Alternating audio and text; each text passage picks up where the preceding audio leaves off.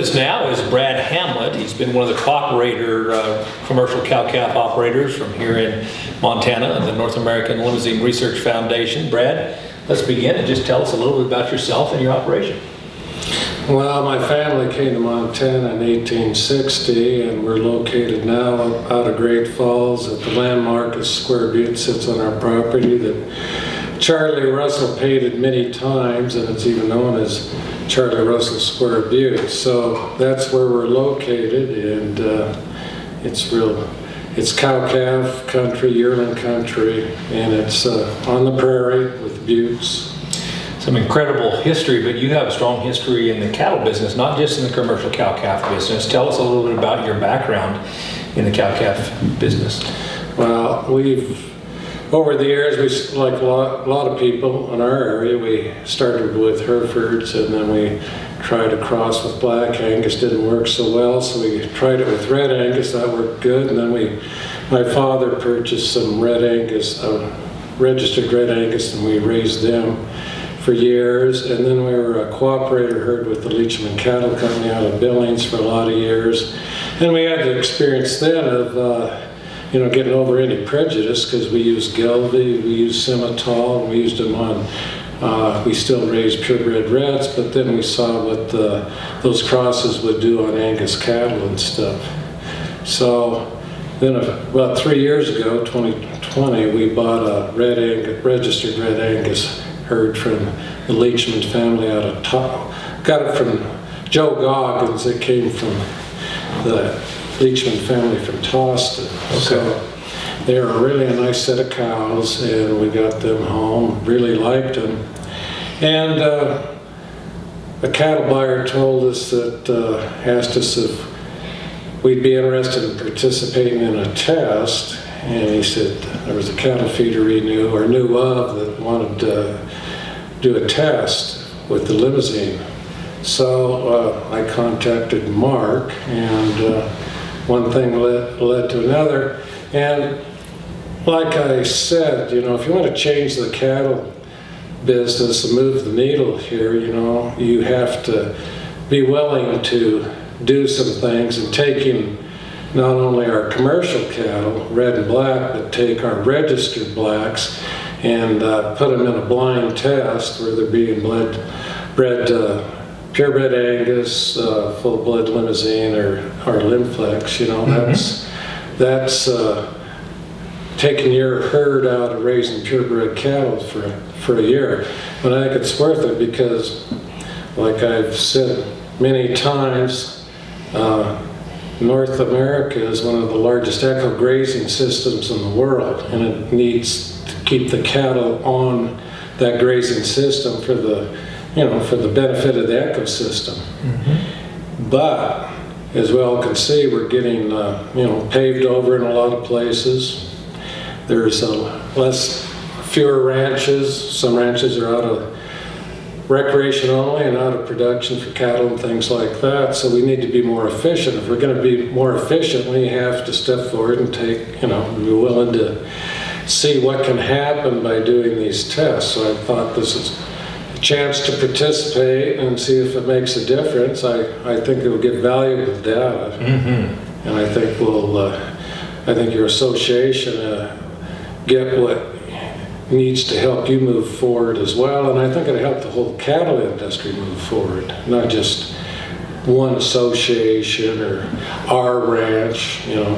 You're looking and genuinely wanting to see what's best for the whole beef industry, and you're looking for real objective data, it sounds like. Right, because it's been said that 3/4 British and 1/4 Continental makes the best animal to go through the feeder system and yields the best at the packing house, and we got to be more efficient instead of less efficient. It's tough to stay in the cattle business. Always has been tough. How do you define efficiency?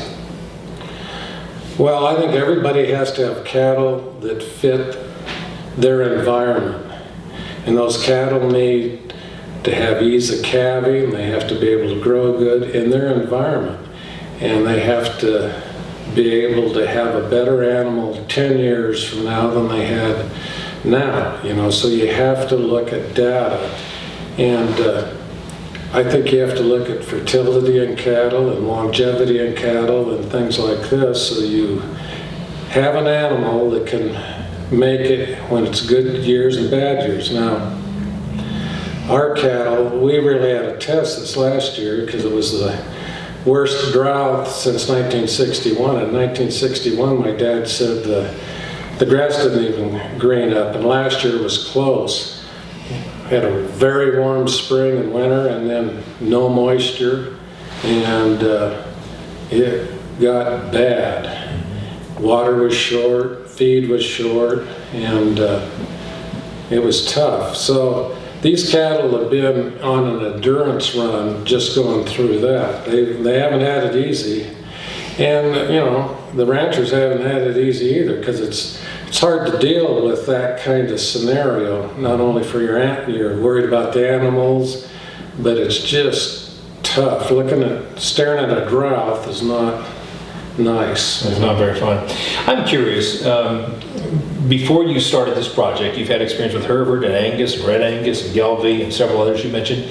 What was your general perception before you met Mark or anybody at the Limousin Association of Limousin cattle? What was your perception? Well, I knew they were a continental breed, but I'd never been around them. I hadn't really seen them, and the Leachmans never used it in their program back then. And so I had no prejudice. That's one thing. I thought, you got to keep an open mind, see what happens. Facts will be facts. That's right. So tell us a little bit about the project. So you didn't pick particular cows. You just, every other cow you were breeding to Angus or Limflex or Limousin? How did that work? Well, it's a blind test, and basically pretty much the whole herd was in it except for my replacement heifers, and we bred them to a Limflex bull as long as they're going through all this. But we synchronized the cows and AI bred them, and it was just by random. A third of the cows got bred to purebred Black Angus, a third purebred Limousin, a third Limflex. And you didn't get to pick the bulls or match the cows and say, this group of cows, I think these are the best, let's breed them to what we think the best bull is. Or no, it's just random. And who did that was the guy there doing the AI job. A cow came in, we got to do so many of this, and we do so many of this, and randomly came in, it was a random test. And then we followed up by using cleanup bulls that were, we had a third Limousin and a third Limflex and a third purebred Angus. So that was, again, we kept it in the same ratios, and it was, whatever happened. They're all put together. And so when these cows calved, you really didn't know when the calf hit the ground what it was, but you quickly, with the help of Mark and Tammy and the Limousin team, captured DNA. Is that right? Right. They were busy for sure. More busy than most people would want to be, because it was tough. It was tough weather. It was sub-zero at times, and you're trying to get earplugs and stuff, and a lot of times had to put a Q-tag on a piece of twine around their neck and wait till it warmed up before you did that and put the tag in the ear, otherwise you'd lose ears. So it was, I will say this, we experienced no trouble calving these cattle. So you didn't see any serious difference in calving ease in any of the cattle, not knowing which ones were Angus and... No, and these were bulls we'd never been around or knew anything about, really. And it went very well. That's great. And the calves did good in difficult conditions. And so tell us this, one of the questions that people ask about Limousin sometimes is docility. And so as you're meandering through the calves throughout the summer, are you noticing a difference between any of the calves based on whether they were Angus calves out of your Angus cows or Limflex calves or Limousin sired calves? Are you noticing any docility differences? It seems to me like they're pretty much like all our cattle were before. We don't have any, there's no issue there. They're not wild, they don't run off, they don't, nothing, they just fit right in. Clearly, you've not gotten weights on the calves yet, so No. it's hard to tell whether there's any weight difference. Yeah, well, I will say this, there's some of those steer calves that should have been left as bulls because they're pretty outstanding calves, you know. Yeah. But that's not part of the test. You didn't get to say this, hey, we think that's going to be a good one, and it turned out to be that way. No, you know, they're all steered, and that's the way it goes. So what do you hope to find out in the next phase, or what are some of your questions as we get into the feeding and carcass phase? Well, I'll find out a lot more about my cattle.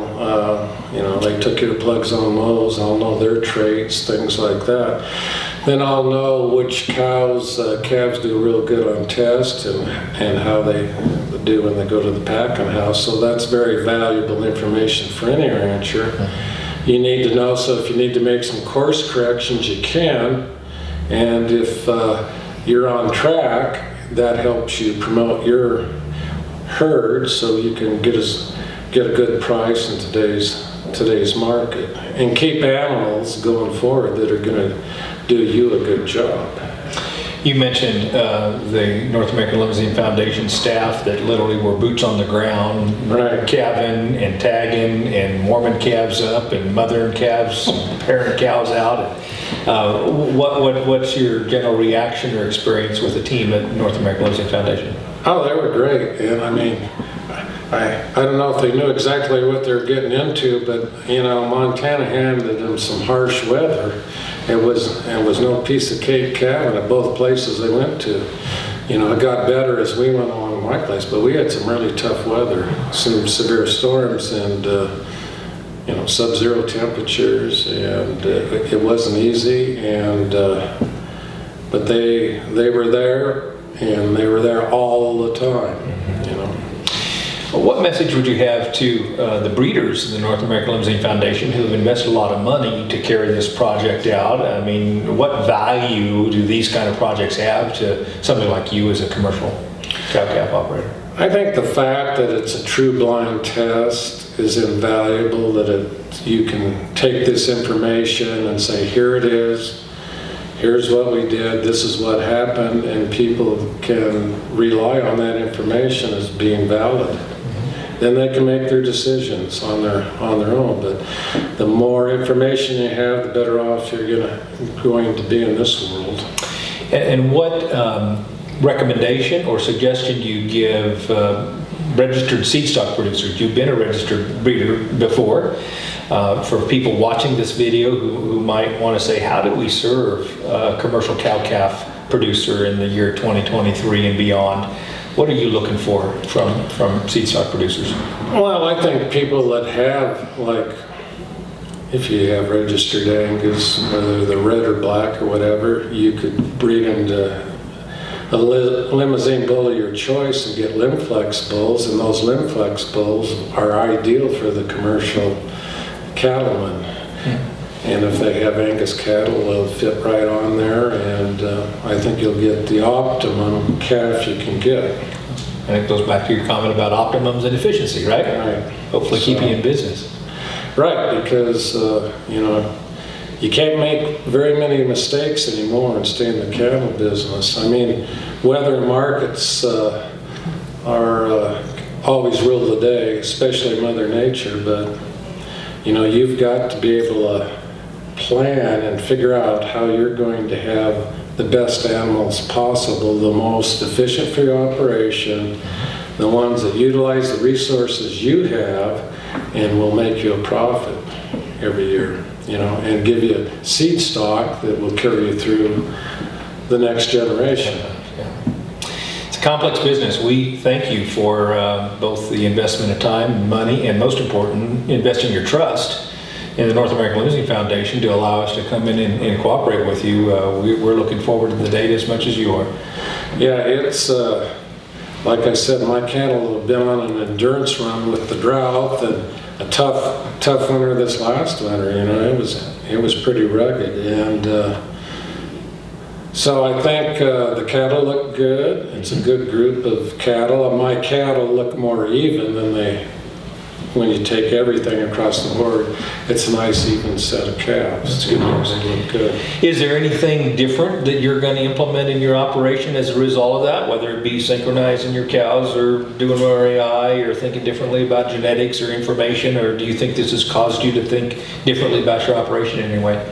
Well, what I will look at is, taking some of my registered Angus cows and breeding it to Limousin and get Limflex bulls. That's one thing, an avenue that I could have for raising seed stock that I think's very saleable to the commercial calf operator, because you can show them how then they end up with a 3/4 quarter cross and how that can work very well for them. So, yeah, there's opportunity there.